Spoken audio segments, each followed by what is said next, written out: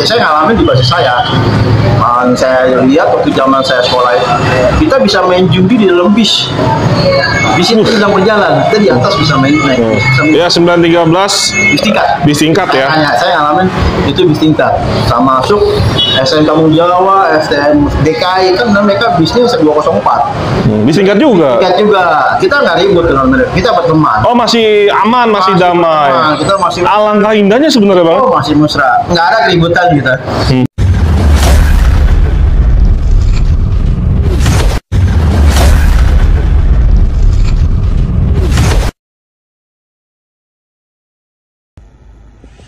Assalamualaikum warahmatullahi wabarakatuh.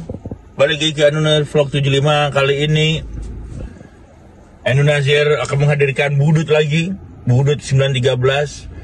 Bang Cideng dia akan bercerita awalnya Budut masih damai sama DKI, sama Jawa, dan bentrok sama SMA 4, 7, 10, dan Poncol. Jangan lupa like serta komennya. Nggak ada Budut, nggak ada cerita. Mudah-mudahan cerita ini jadi inspiratif kalian. Ambil yang baik, buang jelek. Bye-bye.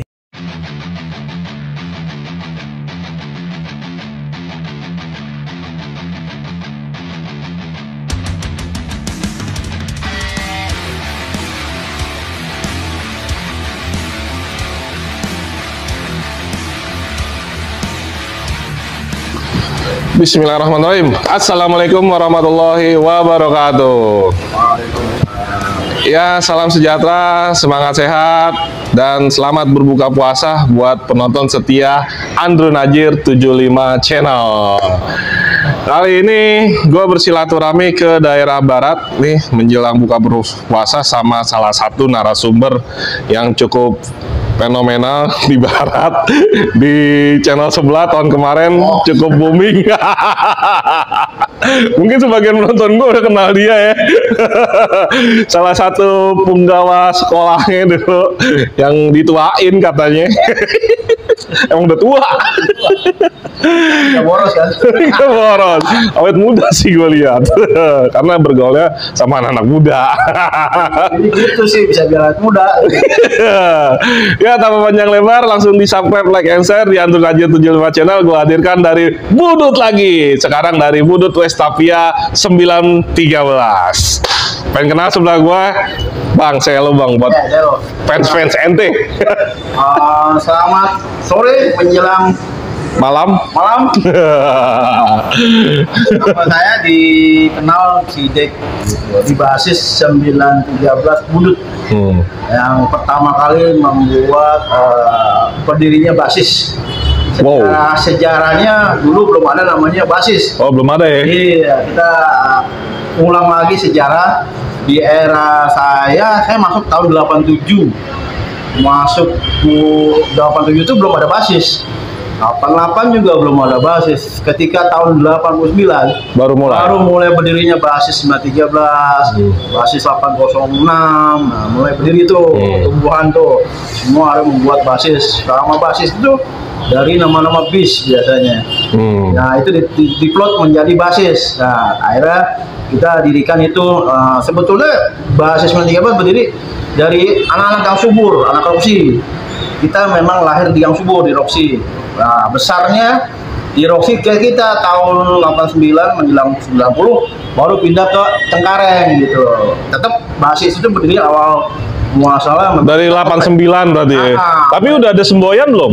Belum, kita baru pilok-pilok dulu grafitinya tuh. Grafiti cuma 913. Nggak ada semboyan wow gitu. Nggak ada. Itu belum terlahir, belum era-era itu. Dan itu terbentuk gitu loh. Akhirnya menjadi Budut 913 basis kita plot. Nah, situlah kita karena satu kampung itu kebanyakan Budut. Nah, begitu masuk kelas 3, saya pindah ke Cengkareng. Sampai saat ini masih di Cengkareng. Bang, ente berarti masih mengalami era 80, mengalami awal 90 ya Bang. Betul. Era yang emang transisi, dan dunia pada saat itu dunia STM mungkin dari setitik hanya cuman fight perjalanan untuk berangkat sekolah sampai akhirnya mungkin mengalami sedikit bentrokan bang ya, atau tawuran mungkin zaman dulu bentrok kali ya bang, bukan tawuran kali ya. Fight ya. Nah, mungkin lebih gentle bang ya. Istilahnya kalau kata anak sekarang nggak patungan nyalinya. Nyalinya nyali baru tulen. Ada tuh wapak-wapak. Nah, ente dari SMP nih, SMP daerah barat juga. SMP di daerah pusat. Oh, daerah pusat. Ente masuk Budut itu tahunnya dari mana? Apa cita-cita dari kecil atau kecebur atau emang gak diterima di mana-mana gitu? Iya. Ente anak pagi atau siang? Anak siang. Anak siang. PGRI? Anak swasta, PGRI. PGRI berapa ya? PGRI 5. PGRI 5. Ya, ceritanya gimana masuk Budut? Iya, dulu waktu masih SMP, begitu masuk transisi mau masuk ke SLT ya, ATM. Lupa make nih bang. Oh, iya. Pakai dulu. Tapi kedengeran nggak tuh? Kedengeran. Iya. Nah, iya. Enggak, di sini bang capek. Tadi tuh, tapi kalau kedengeran nggak apa-apa. Terus Dari situ pas mau transisi ke SLT ya, kita coba masuk ke STM negeri nggak bisa. Tapi kayak kita sudah jalan-jalan tuh ke daerah Pasar Baru. Kita liatin komunitas anak-anak STM, wah ini kayaknya asik-asik nih. Kayak anak-anak pemain band, kok bisa gondrong gitu loh. Zaman itu bang? Iya, bisa pakai celana jeans, terus bednya itu hebatnya kok bisa ada gambar Iwan Fals, bukannya jurusannya gitu. Kan? Artinya banyak desain grafis di dalam baju kemejanya gitu loh. Jadi ente terinspirasi? Kayak lihat nih, kayak di sekolah seniman atau sekolah STM nih. Wih, duduk di jembatan Pasar Baru, saya lihat kumpul kayaknya kompak tuh. Buset, saya lihat apa orang ini minum, wah ini kayaknya asik nih sekolah gini. Kayaknya mungkin cocok lah dengan hati nurani kan gitu. Kebetulan memang di swastanya memang ada, dan itu sekolah swastanya kan di situ ada STM PGRI 5, ada PGRI 4, ada STM Hastama untuk siang ya. Ente mengalami Hastama bang ya? Hastama sempat ngalami ya? Sempat ketemu teman-teman Hastama, dan memang itu di STM 4 adanya. Setelah kita masuk menjelang kelas 3 baru Hastama dihapus. Jadi PGRI 4. Mereka jadi gabung. Dan itu kita tetap solid lah nongkrong itu. Jadi terinspirasinya karena gaya stylenya, dan waktu itu emang bisa gondrong dan celana lepis. Celana jeans, sepatu kayaknya All Star dan Warrior lah, ada ya. Celana bisa sobek-sobek, bisa gondrong, dan bednya itu bisa Iwan Fals.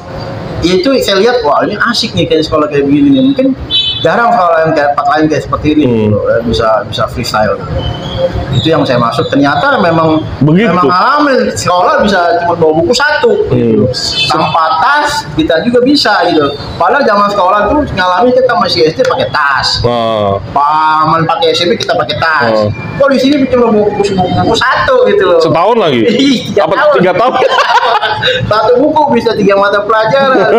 itu canggih. Saya buat sekolah memang ya mungkin memang alirannya seperti itu. Budayanya seperti itu. Jadi kayaknya enak lah kita masuk dan kita ngalami, ternyata bola-bola sekolah gangster nih.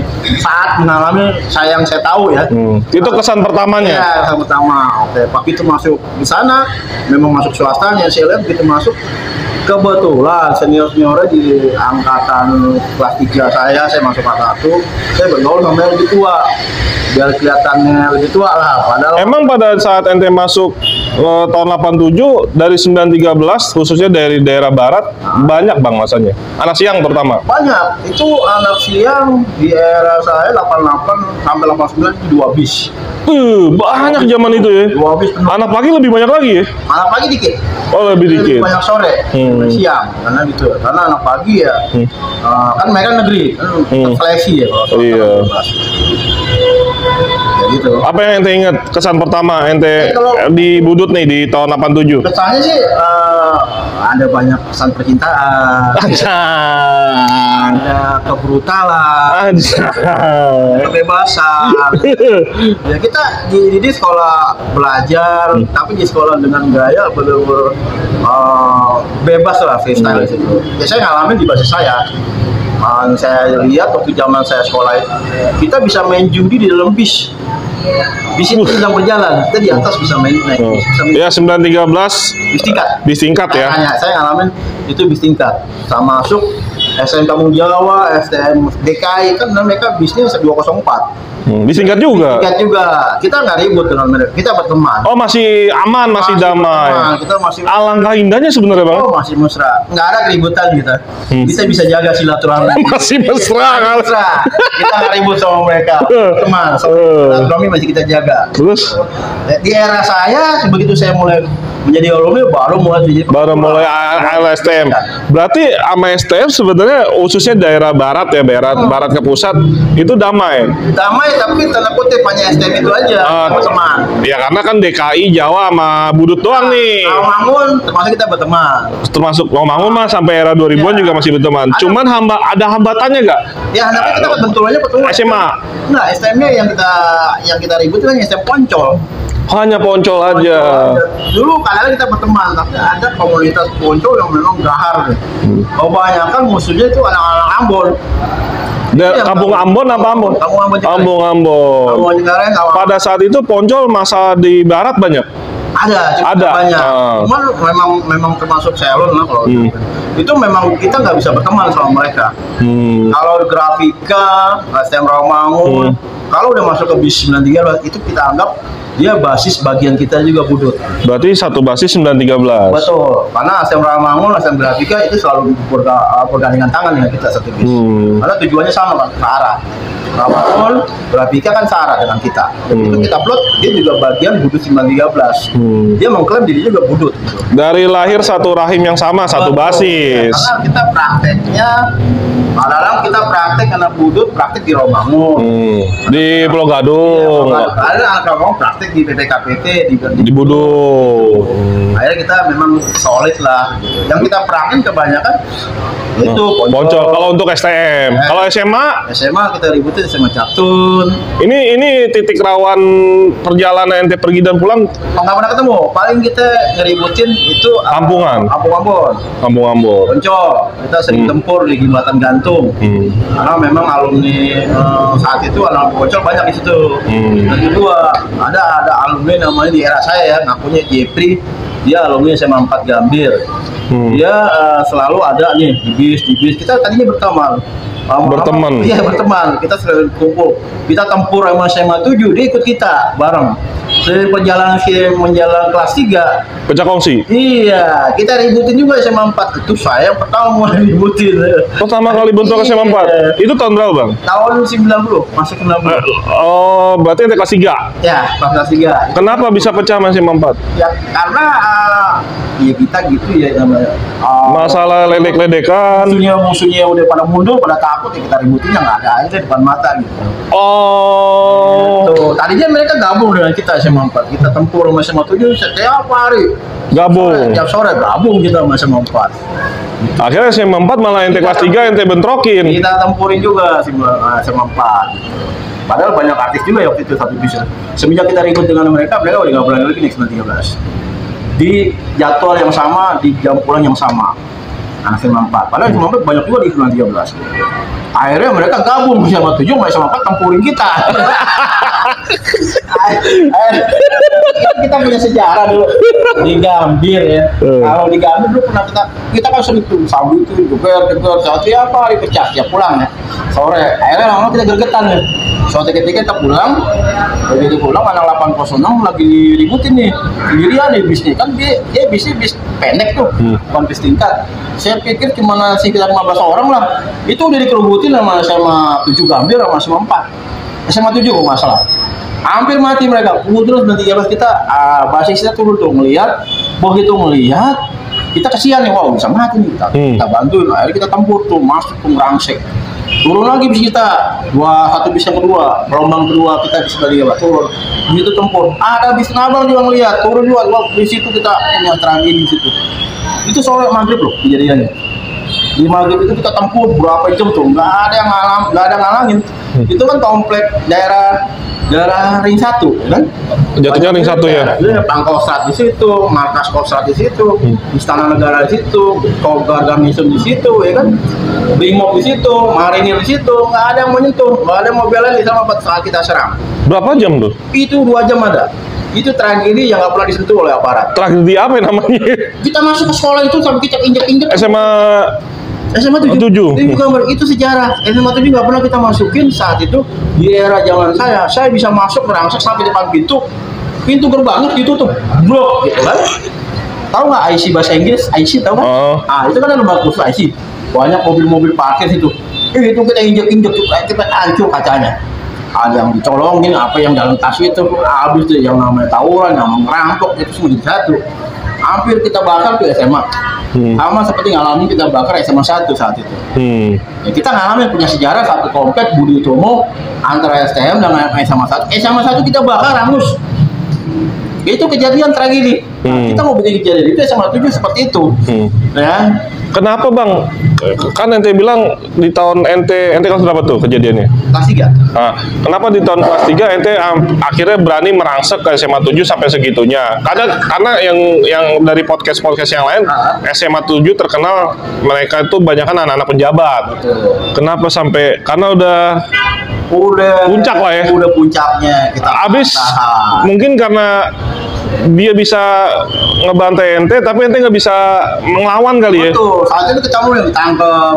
Itu biasa kita ditangkap ya. Di penjara di Kodim, di penjara di Garnison. Kalau ributin SMA 7 tuh, selalu begitu. Selalu ditangkap, selalu ditelanjangin, tinggal kolor doang. Astagfirullah. Jalan kaki. Buka baju, tinggal kolor doang. Berarti selalu mereka yang dibelain. Selalu mereka. Ya wajar lah, mereka orang-orang jenderal. Saat itu ya di era saya. Dan kalau kita marah itu karena pernah senior kita si namanya Ucok Orlan namanya, itu ditusuk blok sampai belati tembus belatinya. Ya Allah. Ya kan? Kita yang bopong-bopong sampai ke rumah sakit Sumber Waras itu nggak mati untung. Di situ kita dendam.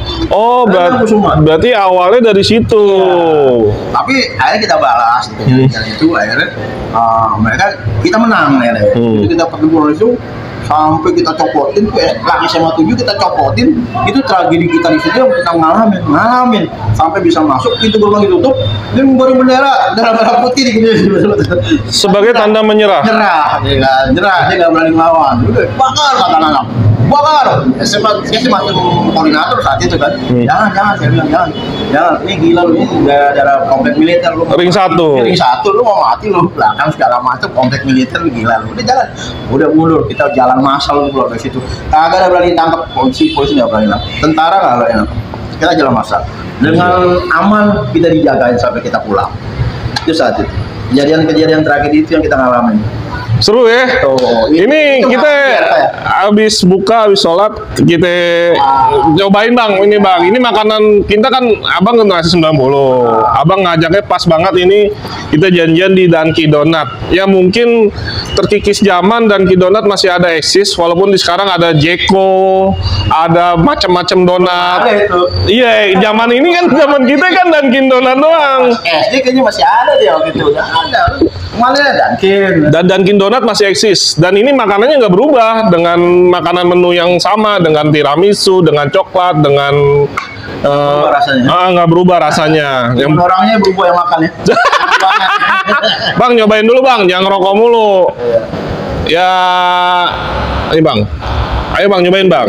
Kita jangan ngomong mulu, kita makan dulu. Ya ini buat generasi 90 mudah-mudahan sambil bernostalgia.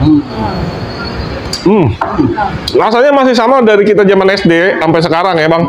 Betul. Nggak berubah bang ya? Cuma yang lidahnya aja udah berubah gitu. Lidahnya dia yang berubah. Beda. Sama masih piyik dulu kan. Ya, dia masih jual kemasan yang 6 atau 12. Dan ini masih tempat nongkrong yang enak juga. Ini di daerah Mangga Besar, nggak jauh dari stasiun Mangga Besar. Kantongnya Captun malah. Wah, ini dulu base campnya anak Captun. Nanti kita ceritain juga zaman abang ini waktu sekolah di Captun. Tempur sama Captun. Rasanya ini minnya masih berasa, masih sama seperti dulu lah. Dan ini yang pertama kali mungkin di zaman gua Dunkin Donut itu donat yang mungkin yang ada di Jakarta ya pada khususnya, atau di Indo. Sekarang terkikis orang lebih kenal Jeko atau donat-donat yang buatan handmade. Kompetitornya udah lahir belum McD? Hah? McD udah lahir. McD dari kita kecil juga bang. Kompetitornya berarti ya? Enggak, kalau McD kan KFC. Kompetitornya yang di era 2000-an yang nongol Jeko. Dan sekarang di era milenial yang nongol tuh handmade. Jadi orang yang bisa bikin donat, tapi dengan harga lebih murah, tapi rasa bisa bersaing dengan Dunkin Donat. Mantap. Sambil mengenang era 90-an, yang ceritanya tentang masalah asmara ya. Nanti kita ngomongin asmara. Abang dulu pernah gak mahal gak nongkrong di Dunkin sama cewek? Duitnya dari mana itu kan? Anak ngeludut. Jadi iya. Paling nongkrongnya di Metro, gua tahu. Gitu. Iya. Kalau masalah ekonomi kita juga tapi nggak susah amat. Orang tua juga. Tapi dalam satu bulan. Ini kan versinya tadi bentrok sama SMA 7 SMA 4. Ini SMA kan ada cewek bang. Betul. Sebenarnya kalau dari sisi ente misalnya segi mungkin karena sekarang bucin kali. Ya, kedemenan ada gak bang dulu bang? Banyak. Ada yang nyangkut gak? Wah banyak katanya. Iya dulu ya di era itu ada namanya SMA 7 Gambir, itu Sri Kandinya selalu memang harus naik 913 karena rumahnya di barat. Selalu kita dampingin dan selalu mereka minta dampingin. Dan dia dengan gaya mereka, karena mereka ketakutan, apa memang cinta tulus, apa cinta terpaksa, atau asas manfaat. Betul, asas manfaat, dia terpaksa berdekatan dengan kita. Tapi nggak ada satu perempuan yang kayak seperti ini. Primadona. Ya, primadona. Salome lah. Bisa berpaling ke sini, bisa berpaling ke situ, bisa berpaling ke sini. Tapi supel lah ya. Tuh, kita mau diadu domba ya nggak bisa, karena kita kan solid nih. Oh, ada misi lagi. Ada. Jadi dia kalau yang namanya orang nggak bisa bergaul, kita sudah berantem nih, cinta yang berbagi kan? Cinta yang berbagi, anjay. Kita berantem. Udah berbagi. Tapi karena sering tempur, kita nyawanya mati bareng di situ, artinya nggak terpengaruh. Dan kecium.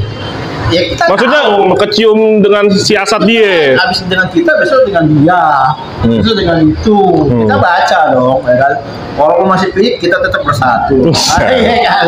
Walaupun masih pihik, otak kita tetap jalan. Otak solidaritasnya terbangun. Kita nggak mau jadi domba.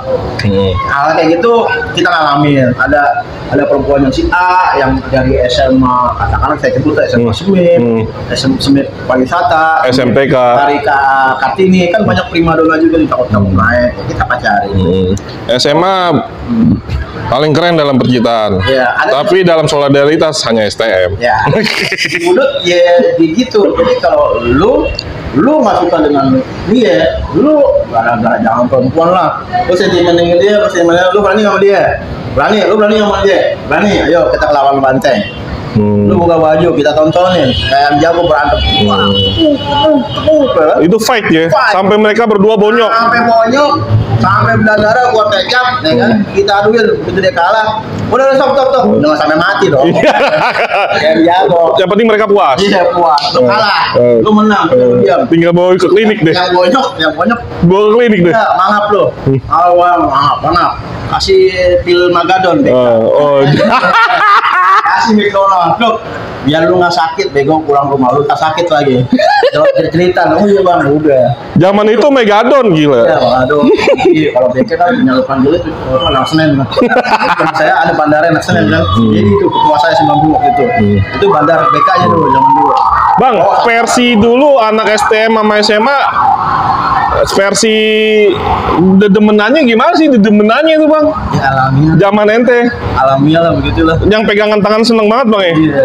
Kita pokoknya bioskopnya dulu hebohnya kita lo pacaran bioskop Palapa tuh yang begini kayak Mada tuh. Semua bioskop Palapa ya. Palapa. Kalau maksudnya di situ ada nyaru-nyaru, ternyata bukan anak SMA juga murni, banyak jauh lah itu ternyata itu bahasa saya dulu. Filmnya India bang ya? Ya India. Ya.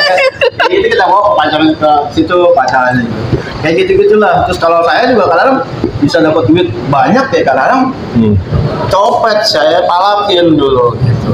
Oh, berarti benernya cerita 80-an anak budut suka adu strategi sama copet ya? Iya. Maksudnya siapa duluan? Iya. Akhirnya copetnya diributin? Iya. Itu zaman ente? Jadi pertama kisah kan kalau 93 kan jalur stasiun Gambir kan. Banyak orang pulang kampung kan. yang dari Jawa kan banyak tinggal di Andros, di Grogol, di Tangerang. Mereka kan selalu mau pulang ke Jawa, selalu naik kereta. Di sini kan pasti tas sama duit dong. Selalu naik bis tingkatnya itu penuh. Selalu dicopet. Selalu dicopet. Di depan anak budut. Iya. Tahu atau nggak tahu, pasti kejadian kecopetan. Anak budut yang jiwanya demprong, nggak berani musik. Nggak berani musik, paling udah cepet. Diemin aja lah gitu. Nah, kita saat di era saya udah mulai masuk rame kan di bis itu. Begitu mulai kejadian itu, copet nggak sadar. Saya perhatiin gitu gerakannya. Begitu saya perhatiin, saya tonjokin aja kalian cepat. Digulung di situ, udah bau sampai terarah. Letakin aja masih dorong dedak di situ di harmoni itu. Temen-temennya kabur, mau tinggalin. Sekarat. Ngebalas gak bang? Besok ya? Besoknya ketemu lagi copet lagi, kita gebukin lagi. Besok.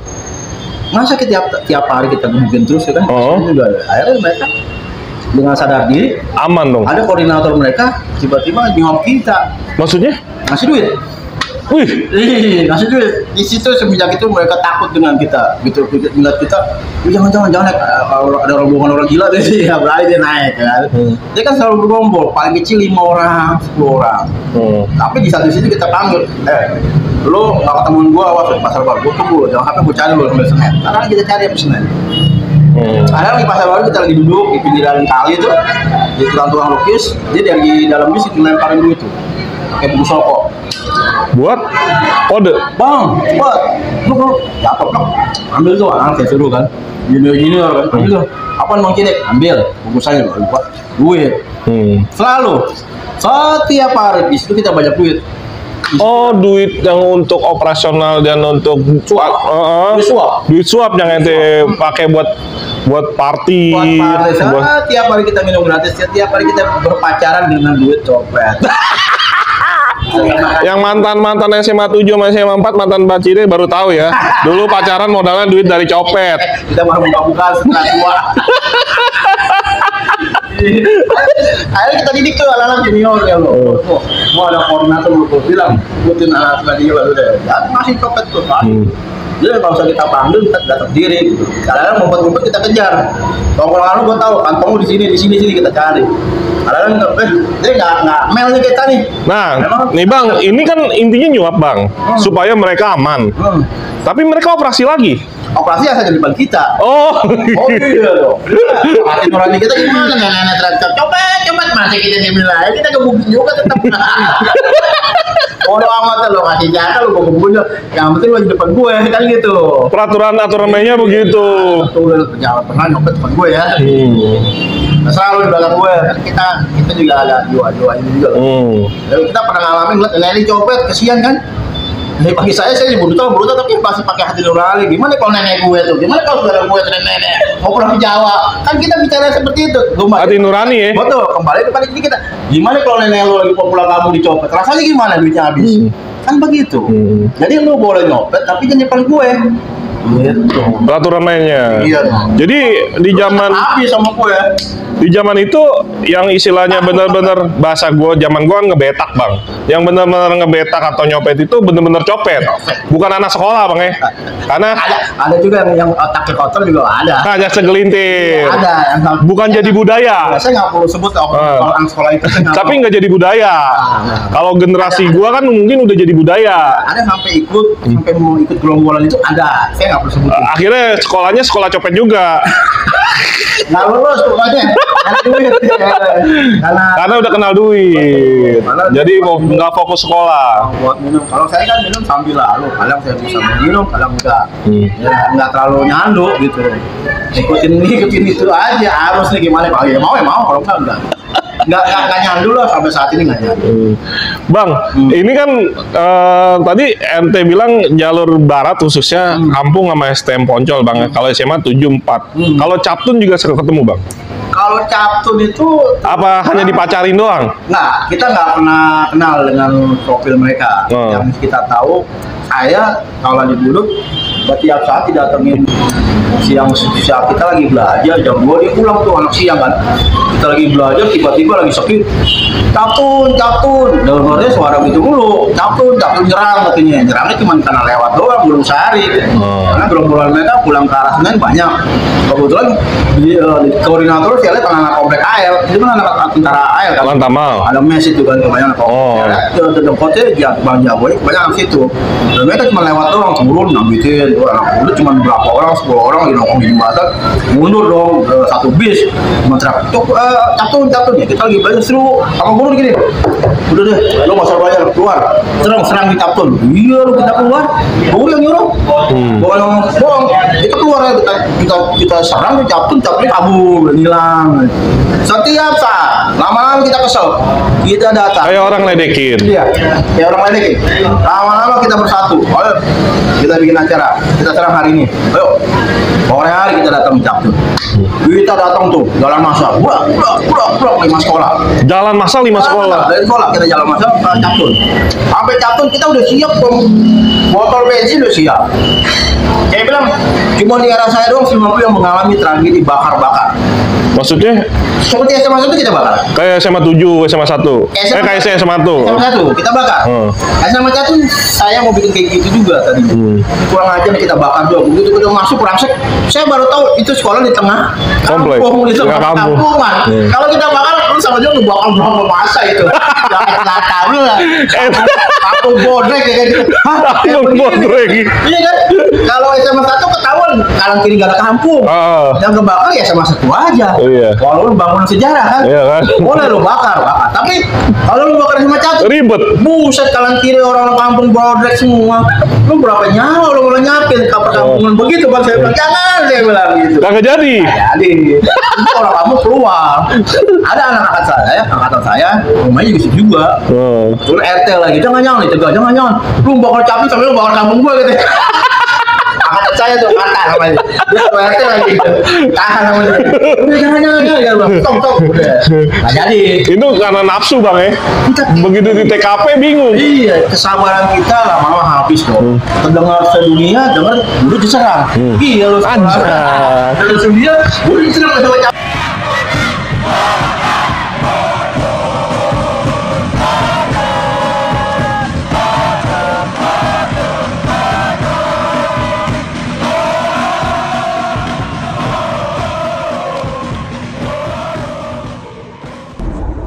Oke guys, Assalamualaikum warahmatullahi wabarakatuh. Terima kasih telah menyaksikan Bang Cidek, anak budut 13 tahun 87-90 ternyata. Awal 90, akhir 80-an. Dari 87 ke 90. Ambil yang baik, buang yang jelek, dan tunggu konten-konten berikutnya. Nonton semua konten-konten Android Vlog 75. Terima kasih telah subscribe, komen, dan semuanya. Oke guys, langsung aja. Jangan lupa like, subscribe, komen. Bye-bye.